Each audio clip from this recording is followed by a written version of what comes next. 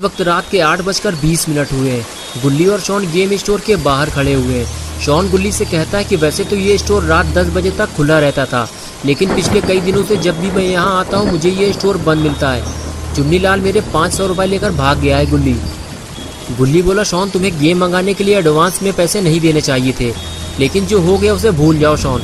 चलो बबलू हलवाई के पास चलते हैं, गरम गरम समोसे बन रहे होंगे।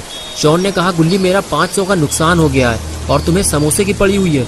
जब कोई तुम्हारे पैसे लेकर भाग जाएगा तब समझ में आएगा तुम्हें। हमें हलवाई के पास नहीं बाबा के पास जाना चाहिए। चुन्नी की शिकायत करना ज़रूरी है गुल्ली बोला, शॉन तुम्हारा दिमाग तो ठीक है, इतनी छोटी मोटी शिकायत लेकर बाबा के पास जाओगे? बाबा गुस्सेबाज आदमी है, कमरे में बंद करके मारने लगेंगे तुम्हें। शॉन बोला, गुल्ली तुम मुझे डराओ मत, मैं बाबा को जानता हूँ, हटो पीछे। और उसके बाद गुल्ली और शॉन दोनों बाबा के घर की तरफ चल दिए। गुल्ली को इस बात का डर था कि बारिश में भीगने की वजह से कहीं बाबा से डांट ना खानी पड़े। अरे ये क्या कर दिया शॉन ने। लगता है शॉन इस बात को भूल गया है कि स्कूटर के अंदर पेट्रोल भरा हुआ है। ज़रा सी ऊंच नीच हो गई तो शॉन कभी पटाखे नहीं छुड़ा पाएगा। लेकिन जो भी हो, आखिर कुछ देर बाद शॉन पटाखे छुड़ाते हुए बाबा के घर तक पहुंच गया।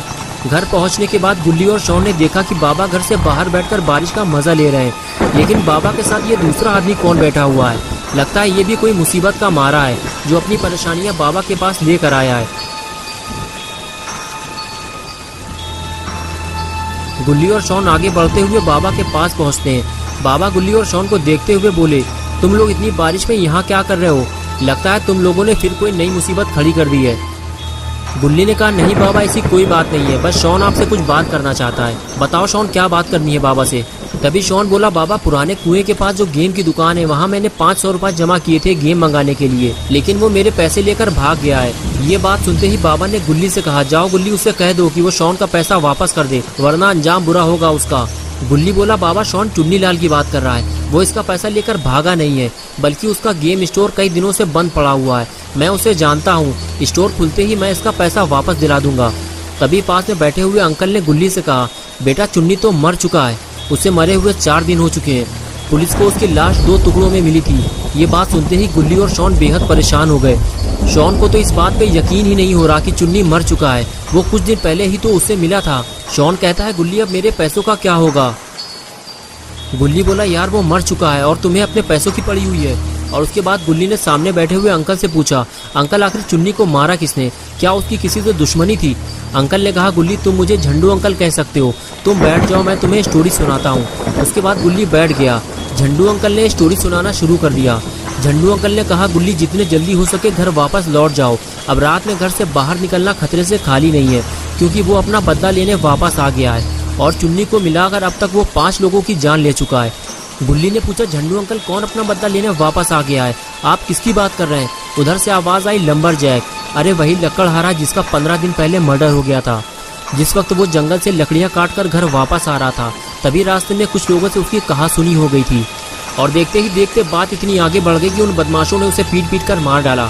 और उसके बाद लकड़हारे के पास जो चेन सॉ मशीन थी जिससे वो लकड़ियां काटा करता था, उसी चेन सॉ मशीन से उन बदमाशों ने लकड़हारे का सर उसके धड़ से अलग कर दिया और पास में ही एक गड्ढा खोदकर उसे वहीं जमीन में दफन कर दिया था। और उसके बाद से ही कई लोगों ने किसी सरकटे को रात में टहलते हुए देखा है। मैं नहीं जानता कि इस बात में कितनी सच्चाई है, लेकिन एक के बाद एक 5 लोगों की मौत हो चुकी है और जितने भी लोग मारे गए हैं सबका सर कटा हुआ था। इसलिए मुझे भी अब लोगों की बातों पर भरोसा होने लगा है। सरकटे की बात सुनकर पॉटी बॉय शॉन अपनी जगह से उठकर गुल्ली के पास आकर बैठ गया और झंडू अंकल से पूछने लगा कि रात में निकलना इतना खतरनाक है तो आपको घर से बाहर नहीं आना चाहिए था। तभी बाबा ने शॉन को बताया कि झंडू अंकल भी लकड़ियां काटने और बेचने का काम करते हैं, लेकिन आज इन्हें घर लौटने में देर हो गई है तो ये मेरे पास चले आए और ये चाहते हैं कि मैं इनके साथ इनके घर जाऊं और वहां रात भर रुककर सरकटे का पता लगाऊं कि ये एक झूठी अफवाह है या सच में कोई सरकटा घूम रहा है। ये बात सुनते ही गुल्ली और शॉन खुश हो गए और कहने लगे, झंडू अंकल सही कह रहे हैं बाबा, आपको वहाँ जाना चाहिए और हम भी आपके साथ चलेंगे। लेकिन बाबा ने इनकार कर दिया और कहने लगे, मैं नहीं जा पाऊंगा गुल्ली, मैं 10 दिन के लिए अफगानिस्तान जा रहा हूँ। आज रात 2 बजे मेरी फ्लाइट है। अफगानिस्तान के हालात ठीक नहीं चल रहे, इसलिए मेरा वहाँ जाना ज़रूरी है। लेकिन यहाँ क्या होगा बाबा, वो सर कटा फिर किसी की जान ले लेगा और मैं अपने घर वापस कैसे जाऊंगा। मुंह लटकाते हुए ये बात झंडू अंकल ने बाबा से कही तो बाबा ने जवाब दिया, तुम घबराओ मत झंडू, सर कटे को ढूंढने और पकड़ने का काम मेरे ये 2 जानवर करेंगे। अंकल ने कहा, बाबा कौन से जानवर? बाबा ने कहा, ये 2 जो तुम्हारे सामने बैठे हुए हैं। अंकल बोले, बाबा ये तो बच्चे हैं। बाबा ने कहा, नहीं ये बच्चे नहीं है, ये दोनों जंगली जानवर हैं। इस छोटे वाले को देखो जरा, ये चिड़ियाघर से भागा हुआ जंगली जानवर है। अंकल ने कहा, लेकिन पता नहीं क्यों मुझे तो ये बच्चे लग रहे हैं। बाबा बोले, झंडू तुम अभी छोटे हो, जब तुम बड़े हो जाओगे तब तुम्हारे समझ में आएगा कि जिन्हें तुम बच्चा समझ रहे हो वो बच्चे नहीं, शेर हैं, शेर जो हर वक्त खतरे और मुसीबत से लड़ने के लिए तैयार रहते हैं। जाओ गुल्ली, झंडू अंकल को उनके घर तक छोड़ कर आओ और अगर रास्ते में तुम्हें कहीं सर कटा दिख जाए तो इनको वहीं उतार कर भाग आना। इनके चक्कर में अपनी जान को खतरे में मत डालना। जाओ शॉन, तुम भी गुल्ली के साथ जाओ। और उसके बाद गुल्ली शॉन को लेकर स्कूटर की तरफ आगे चला गया और झंडू अंकल भी उनके पीछे जाने लगे। तीनों के जाने के बाद बाबा भी घर के अंदर चले गए। झंडू अंकल बारिश में भीग कर बीमार पड़ सकते थे। अच्छा हुआ गुल्ली और शॉन सही वक्त पर यहाँ पहुँच गए। झंडू अंकल ने गुल्ली और शॉन का शुक्रिया अदा किया और उछलकर स्कूटर में बैठ गए। अरे ये क्या हुआ? स्कूटर आगे बढ़ते ही झंडू अंकल लुढ़क कर पानी में जा गिरे और गुल्ली स्कूटर लेकर आगे चला गया। तभी झंडू अंकल ने गुल्ली और शॉन को आवाज लगाई और स्कूटर रोकने के लिए कहा। अच्छा हुआ अंकल की आवाज गुल्ली और शॉन ने सुन ली और स्कूटर रोक दिया। लेकिन शॉन को समझ में नहीं आ रहा कि अंकल तालाब में क्या कर रहे हैं, उन्हें तो स्कूटर में होना चाहिए था। तभी अंकल ने बताया कि वो फिसल कर गिर पड़े थे। शॉन बोला, अंकल अब थोड़ा ठीक से बैठिएगा क्योंकि स्कूटर गुल्ली चला रहा है। और फिर तीनों मस्ती मजाक करते हुए आगे बढ़ गए। लेकिन झंडू अंकल का सही सलामत घर पहुँच पाना थोड़ा मुश्किल लग रहा है।